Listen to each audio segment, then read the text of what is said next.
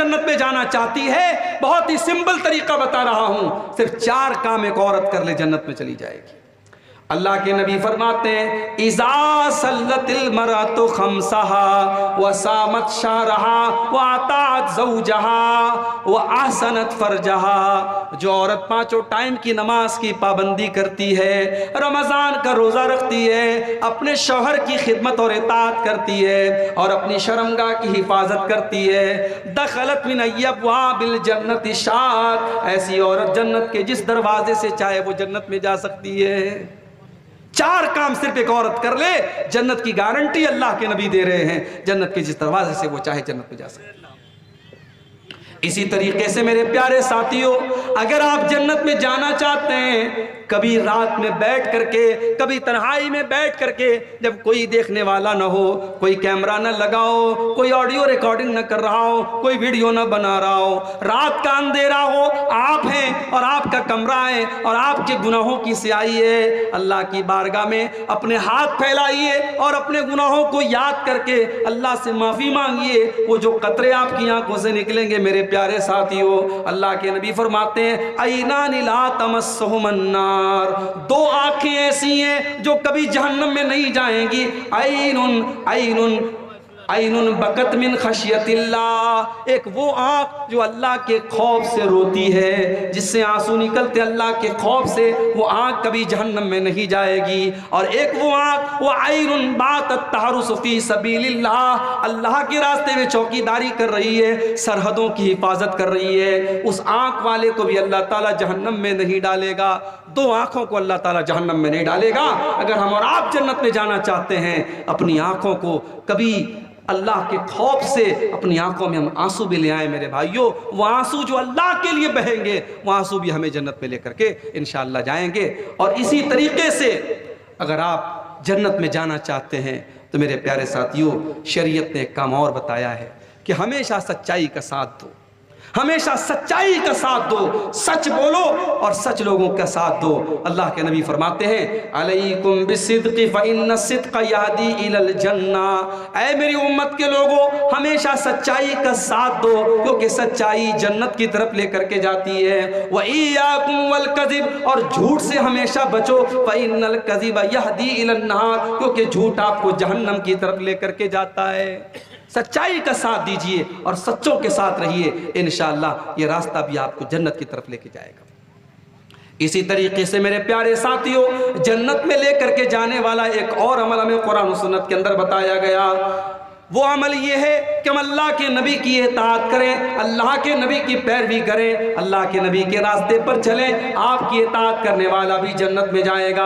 اللہ کے نبی فرماتے ہیں کل امتی یدخلون الجنت الا من ابا، میری امت کے سارے لوگ جنت میں جائیں گے مگر وہ لوگ جنت میں نہیں جائیں گے جن کو جنت میں جانا منظور نہیں ہے، جو جنت میں جانے سے انکار کر دیں گے۔ صحابہ نے کہا اللہ کے نبی وہ کون سے بد نصیب لوگ ہوں گے جو جنت میں جانے سے انکار کر دیں گے؟ آپ نے فرمایا من اطاعنی دخل الجنہ، جو میری اطاعت کرے گا وہ جنت میں جائے گا، ومن عصانی فقد ابا، اور جو میری نافرمانی کرے گا وہ جہنم میں جائے گا۔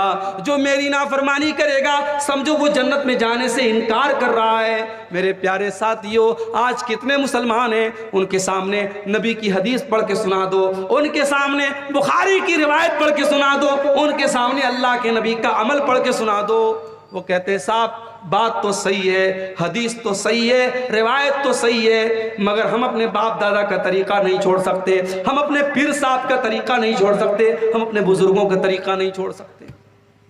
ابھی آپ کے بہار میں ایک اسٹیشن ہے بارسوئی، بارسوئی سے مجھے جمعہ پڑھانا تھا پاکڑ میں، اور اتفاق سے کوئی ٹرین نہیں تھی تو بارسوئی سے 4 ویلر بک کر کے میں پاکڑ گیا تھا۔ اب وہ جو 4 ویلر والا تھا وہ اتفاق سے ٹناٹن تھا، بالکل ٹناٹن۔ اب راستے پر اس نے خواجہ صاحب کی منقبت میں قوالیاں سنانا شروع کر دیا مجھے، اور میں بھی مجبور تھا، اسی کی گاڑی میں بیٹھا ہوں، میں کیا اس کو منع کروں، وہ قوالی سنائے جا رہا ہے۔ تو راستے میں نے اس سے پوچھا کہ بھائی لگ رہا ہے کہ آپ کو خواجہ صاحب سے بہت محبت ہے۔ اس نے کہا مولانا بہت محبت ہے۔ تو میں نے کہا کہ اچھا خواجہ صاحب کے دربار میں آپ کتنی بار گئے؟ بولے ہر 6 مہینے میں 2 بار جاتا ہوں۔ میں نے کہا اچھا حج کتنی بار آپ نے؟ کہا آج تک حج نہیں کیا۔ آج تک عمرہ نہیں کیا لیکن خواجہ صاحب کے یہاں 6 مہینے میں 2 بار جاتا ہوں. تو میں نے کہا ایک کام کر یار، تو اجمیر میں اپنا گھر بنوا لے، وہیں رہ کر خواجہ صاحب کے بغل میں. کہا نہیں، دور رہیں گے تو محبت زیادہ رہے گی. خواجہ صاحب بلاتے ہیں اس لیے ہم خواجہ صاحب کے پاس جاتے ہیں. آج کتنے مسلمان ہیں جن کے دلوں میں غیر اللہ کی محبت بھری ہوئی ہے میرے بھائی. جب اس کا نام غلام مصطفیٰ تھا، بارسوئی کا رہنے والا وہ انسان، وہ ڈرائیور کہہ لیجئے، اس گاڑی کا مالک بھی وہی تھا. جب میں نے اس کو تھوڑی دیر سمجھایا تو اس نے کہا مولانا آپ اپنا نمبر دے دیجئے، ہم جلسہ کرائے گا تو آپ کو بلائے گا. ہم کہا آپ ہم کو کبھی نہیں بلائے گا. آپ جب ہم کو بلائیں گے تو آپ کے علاقے کے لوگ تیار ہی نہیں ہوں گے جب ان کو پتہ لگے گا کہ یہ تو سلفی مولوی ہے.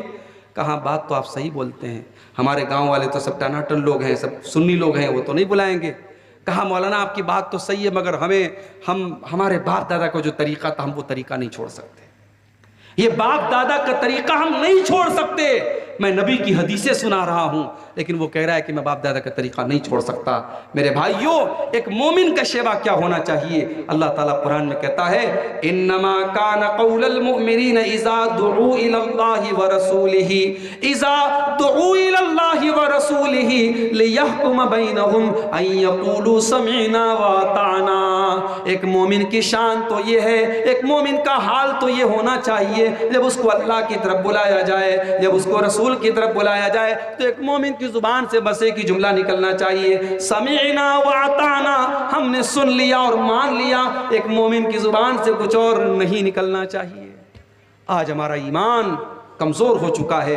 نبی کی حدیثوں کے سننے کے بعد ہم اس کی تعویلیں کرتے ہیں اور باپ دادا کا نام لے کر کے ہم اس کو ٹھکرا دیتے ہیں. اللہ کے نبی فرماتے ہیں جس نے میری اطاعت کی وہ جنت میں جائے گا اور جس نے میری نافرمانی کی وہ جہنم میں جائے گا. اور ایک آخری حدیث سنا کر کے، کیونکہ 3:15 کے قریب ہو رہا ہے، ایک آخری حدیث سناتا ہوں جنت میں لے کر کے جانے والا ایک آخری عمل بیان کر کے میں بات ختم کروں گا. میرے بھائیوں، اگر ہم اور آپ جنت میں جانا چاہتے ہیں، ایک بڑا سمپل طریقہ بتا رہا ہوں آپ کو. اللہ کے رسول کے ایک صحابی کا واقعہ سنا کر کے، کہ اللہ کے نبی ایک مرتبہ مسجد میں بیٹھے ہوئے تھے، صحابہ آپ کے ساتھ تھے. اچانک آپ نے دروازے کی طرف اشارہ کر کے کہا یدخل علیکم من ھذا الباب رجل من اہل الجنہ. ابھی اس دروازے سے ایک ایسا انسان آنے والا ہے جو جنتی ہے، جو جنت میں جائے گا. اب صحابہ کی نظریں دروازے پر ٹک گئی، دیکھے کون آ رہا ہے جس کو اللہ کے نبی جنتی کہہ رہے ہیں. تھوڑی دیر کے بعد ایک انصاری صحابی جو مدینہ کے رہنے والے انصاری تھے، وہ اپنے ہاتھوں میں اپنا چپل اور جوتا لیے ہوئے تھے، وضو کر کے آ رہے تھے، داڑھی سے وضو کا پانی ٹپک رہا تھا. اسی حالت میں وہ آئے اور آ کر کے مسجد میں داخل ہوئے. دوسرا دن پھر آیا، پھر اللہ کے نبی نے کہا اس دروازے سے ایک جنتی آنے والا ہے. پھر صحابہ نے اپنی نظریں دروازے کی طرف ٹکا دی. پھر وہی صحابی اسی حالت میں وضو کر کے آ رہے ہیں، داڑھی سے وضو کا پانی ٹپک رہا ہے، ہاتھوں میں جوتا چپل لیے ہوئے ہیں. 3 دن تک لگاتار ایسا ہوتا ہے. جب 3 دن تک لگاتار ایسا ہوتا ہے تو تیسرے دن ایک صحابی جن کا نام عبداللہ بن عمرو بن عاص تھا، انہوں نے کہا کہ میں نے دل میں سوچ لیا کہ اب میں پتہ لگا کے رہوں گا کہ یہ صحابی، یہ انصاری صحابی ایسا کون سا عمل کرتے ہیں کہ اللہ کے نبی 3 دن تک لگاتار ان کو جنتی کہہ رہے ہیں. حضرت عبداللہ کہتے ہیں میں پیچھے پیچھے انصاری کے گھر گیا. جب انصاری صحابی اپنے گھر کے دروازے میں داخل ہونے لگے، میں نے کہا السلام علیکم. کہا بھائی صاحب وعلیکم السلام، کیا بات ہے؟ کہا میرے باپ سے جھگڑا ہو گیا ہے، میرے باپ سے کچھ اختلاف ہو گیا ہے اور میں نے قسم کھا لی ہے کہ میں 3 دن تک اپنے باپ کے گھر میں نہیں جاؤں گا. اے میرے بھائی، میں 3 دن تک آپ کے گھر میں مہمان بن کر کے رہنا چاہتا ہوں، کہ آپ تیار ہیں؟ انصاری صحابی نے کہا کوئی بات نہیں، آپ 3 دن تک میرے گھر میں رہ سکتے ہیں. دیکھیں پھر وہی بات آئی. صحابہ کا دل بہت بڑا تھا. صحابی نے ایک بار بھی اپنی بیوی سے مشورہ نہیں کیا، اپنے گھر پتہ لگانے نہیں کہ کھانا ہے کہ نہیں، پانی ہے کہ نہیں. کہا ٹھیک ہے، آپ 3 دن تک میرے گھر میں مہمان بن کے رہ سکتے ہیں. اب حضرت عبداللہ بن عمرو کہتے ہیں میرا مقصد یہ تھا کہ میں دیکھوں کہ وہ انصاری صحابی ایسا کون سا عمل کرتے ہیں کہ اللہ کے نبی ان کو 3 دن تک لگاتار جنتی کہہ رہے ہیں. حضرت عبداللہ کہتے ہیں میں 3 دن تک انصاری صحابی کے مکان میں رہا. ان کی ایک ایک حرکت پر میں نے نظر رکھی، مجھے کوئی خاص عمل ان کا نظر نہ آیا. جیسے ہم نماز پڑھتے تھے وہ بھی نماز پڑھتے تھے، جیسے ہم عبادت کرتے تھے وہ بھی کرتے تھے۔